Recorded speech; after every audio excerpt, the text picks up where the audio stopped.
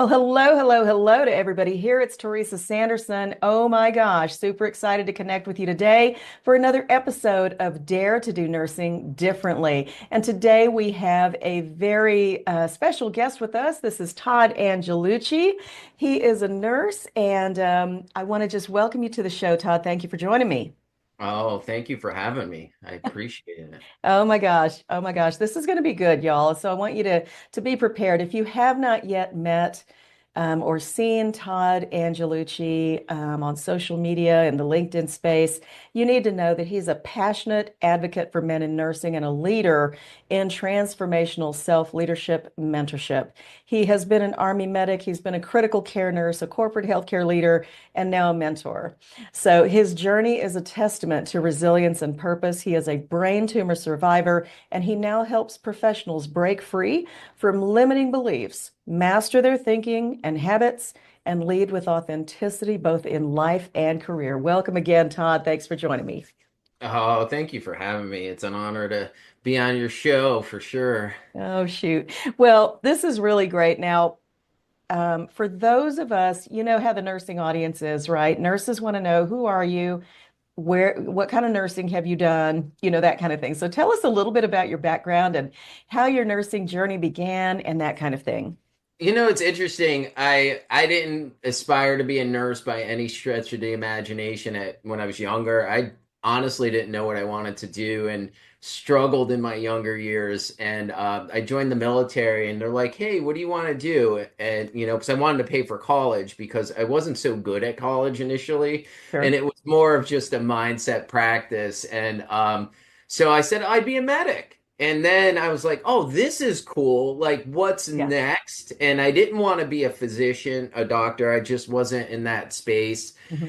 And so I grew up in the 80s with Cliffhanger and Stallone, and I wanted to be on the helicopter. That was literally like that was my initial vision, honestly. Uh-huh. And so my path was I started in the hospital, worked in cardiology, and then understood that I needed some ICU experience to do that. So I went in the ICU.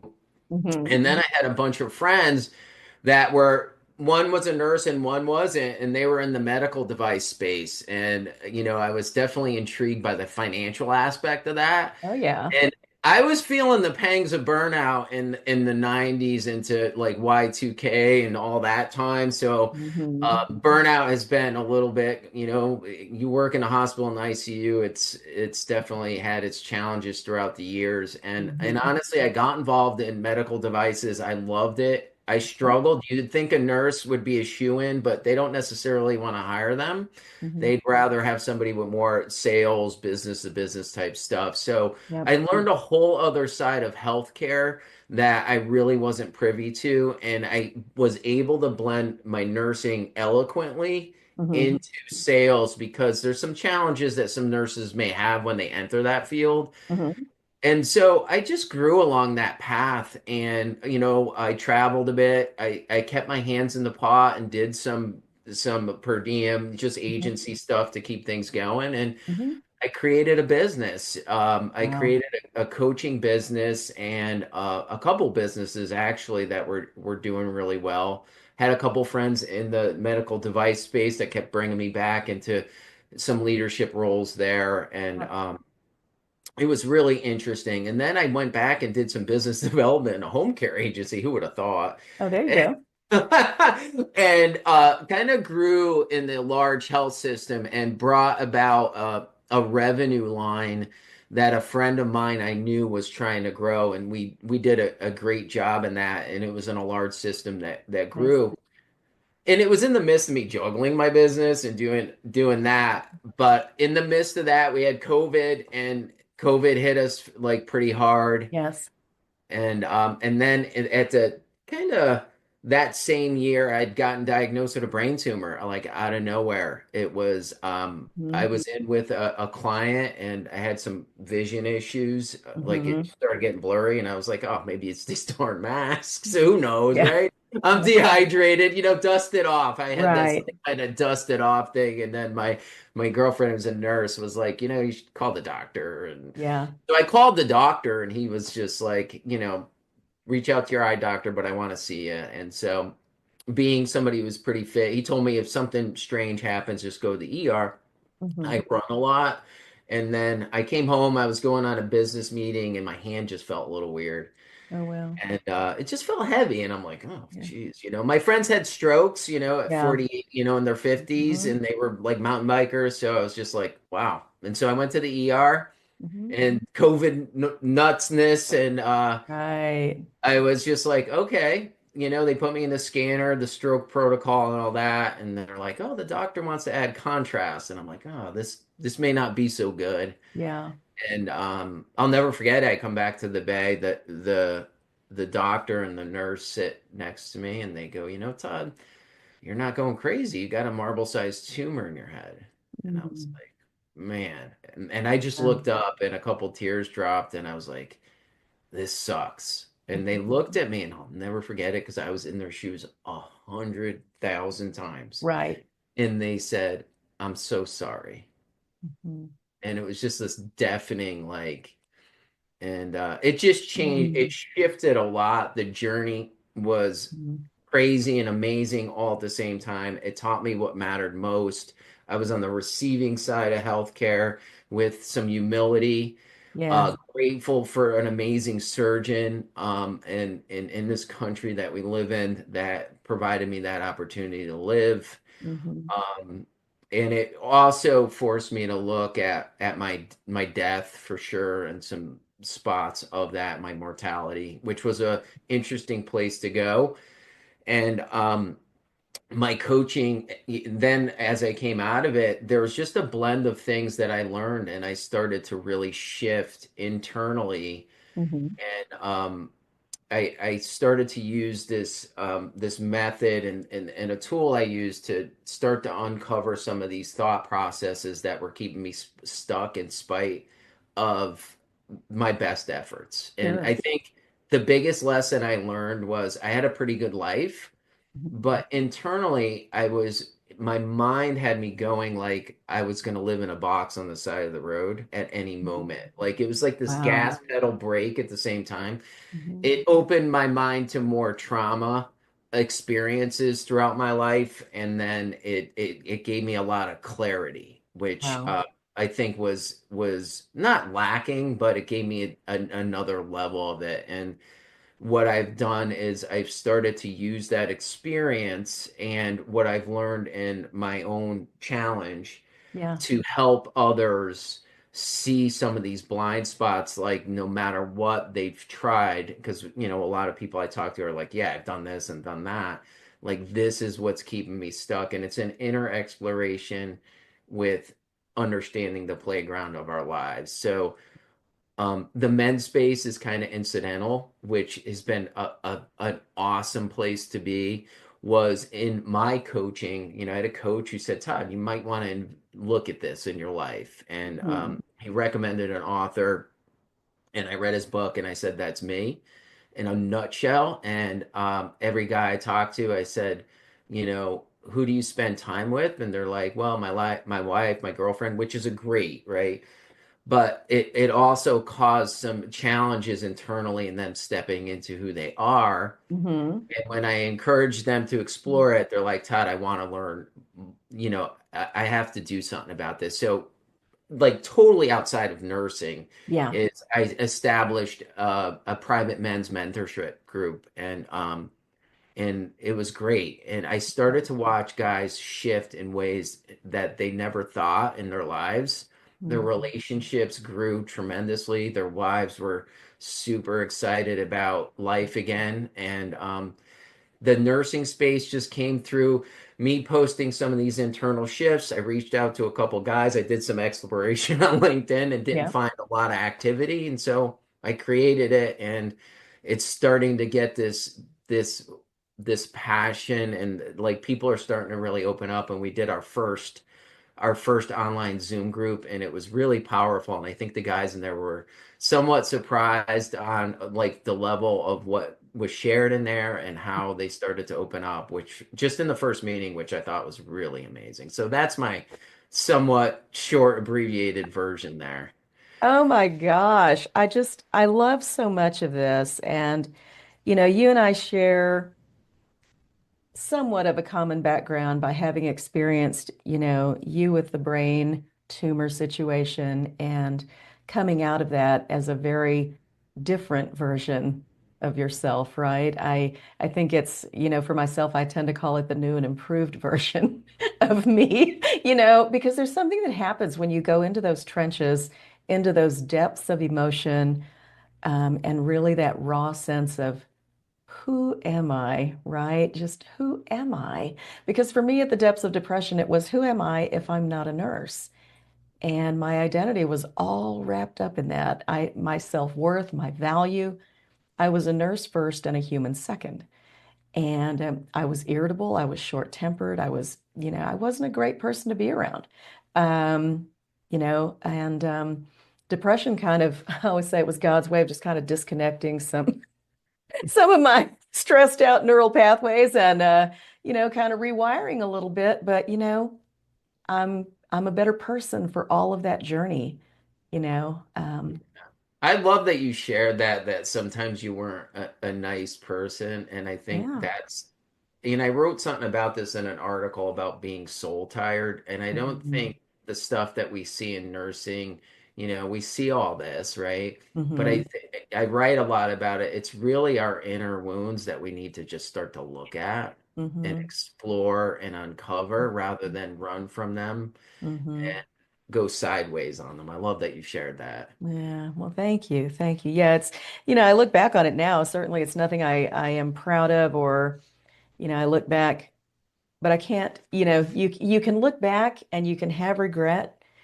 Or you can look back and say, wow, thank God it's different today, right? Thank God it's better today. I'm not that woman anymore, and move forward. But um, I feel like in those incredible journeys where we least want to be, you being told, we're so sorry, me driving into the psychiatrist office where I never dreamed I'd be, when you can emerge from those and come back and still maybe do something better, something you never thought you would do before. I just think that's the real gift. So I applaud you. Thank you for sharing your story with us. Yeah, thank you. And Yeah. when you shared that, that was me.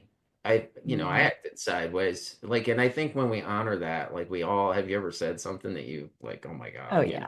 it's Oh, a part yeah. of being human, right? But we don't Right. expect us to be human, right? Right. Right.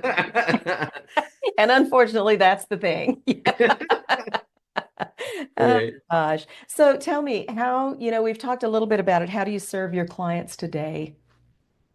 That's a great question. It's an ever evolving process, but more importantly, I do a lot of one-on-one engagement.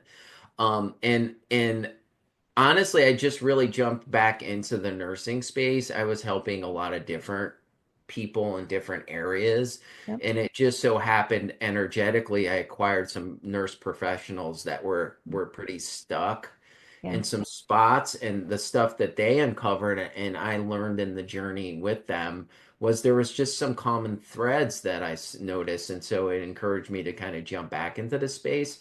So I Hmm. do a lot of one-on-one engagement, but I've started now doing some stuff where you get to see a bunch of different people start to do this exploration together, which Hmm. is even more powerful. So it's more of kind of a mentor program now that's Hmm. come out of it in a place where people get to start to carry this to people around them. And that's my inner kind of dream, is Yeah. really impacting the change at a grassroots level, no matter what level of leadership they're at. That's how, and doing it rather than talking about it or Hmm. wondering why things haven't changed in the last 50 years or so. Right. That's kind of where I'm more focused, where I serve people.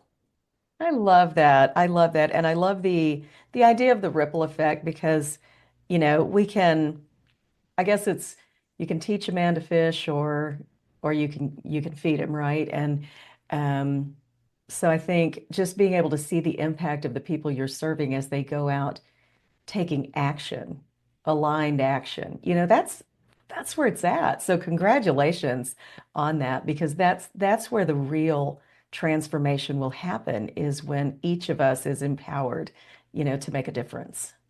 Yeah, for So sure.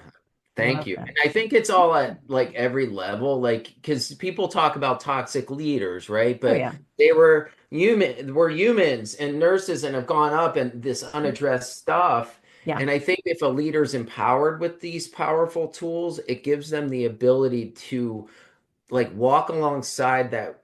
I call them like our wounded selves as nurses at the Mhm. forefront. And that's a little bit, I think, what we need to grow a little.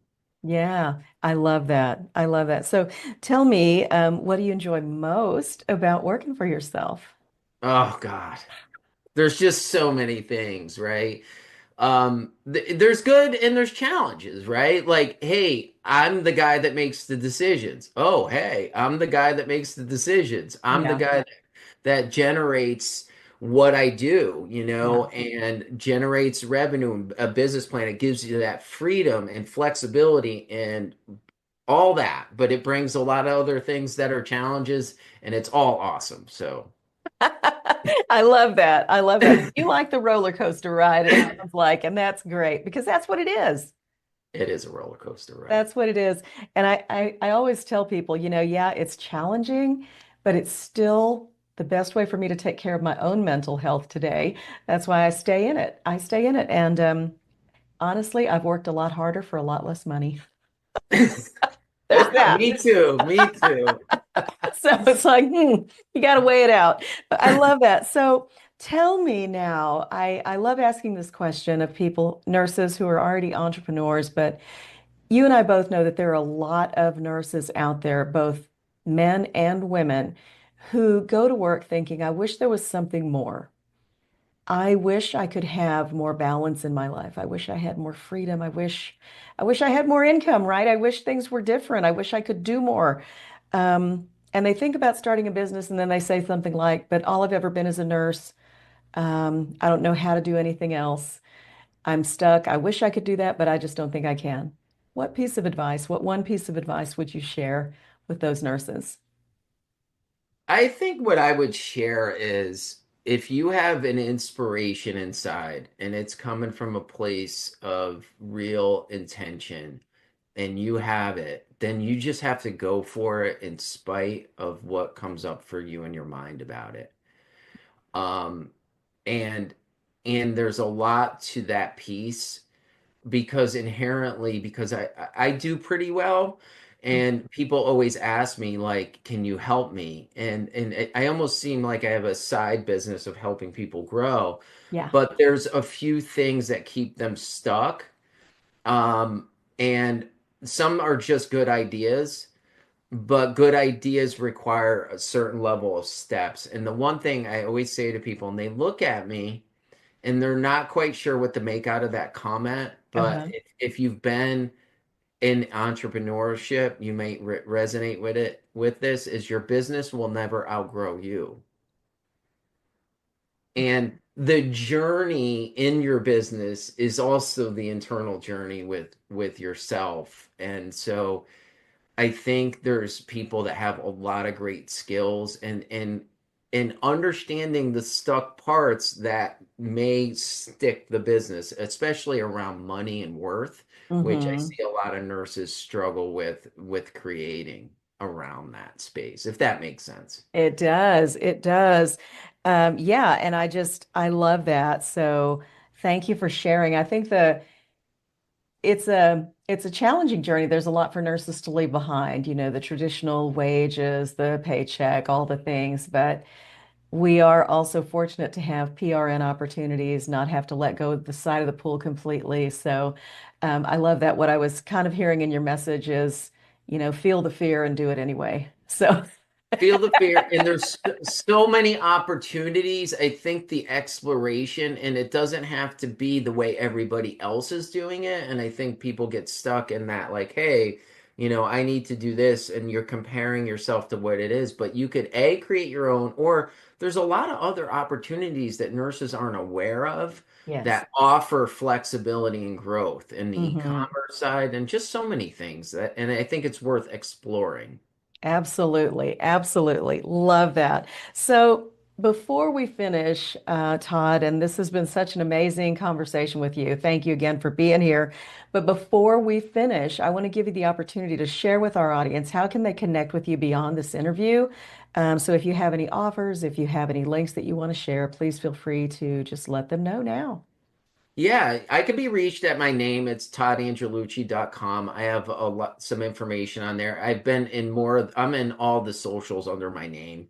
LinkedIn is where I've been spending a lot more time lately, which has been a fun exploration in itself. And um, and so the one thing that I am doing is in May, I'm launching this self mentorship, which is leading to a mentorship certification. So it carries out. The first group and cohort's going to be a blended male and female because a lot of women are very interested in it. Mhm. And the great thing is I'm making it accessible to leaders for sure that need that, business entrepreneurs, which I think is essential, especially if they're struggling, Mhm. and also the nurse who's 0 to 5 years. I've gotten Mhm. on some calls, we've done some internal assessments, and they're struggling with facing some big challenges and whether they're going to leave or grow. And this is a part of a kind of a little bit of a grassrootsy part where they are going to start to be the change that nursing sees in the future. Because I think that's where we need to also give some attention. So it's been this inspiration. There's a female counterpart who's joining me on that, who's gone through some work with me. So that's cool. And then I'm going to do some in the men's space because the men's groups have been working and wanting some of this type of stuff. So that's really what's coming up in the near short future for sure. Wow, incredible, incredible. Well, I love that. And for those of you who are listening, I want to encourage you, check out Todd Angelucci. You can find him on LinkedIn. You can also find him at his website, toddangelucci.com. He's got some amazing offerings that are coming up, and I would never want you to miss out on these. So if what he's talking about today resonates with you, I want to encourage you to connect with him, take that next step, move a little closer, and just get to know him because I know he's a wealth of support and just want to encourage that connection. So, all right. Well, that concludes this episode of Dare to Do Nursing Differently. Todd, I want to thank you again for being my guest here today. It's just a pleasure to have you and chat with you today. Thank you so much. I appreciate it. All right. And for everyone in our audience, we will see you next time on Dare to Do Nursing Differently. Bye for now.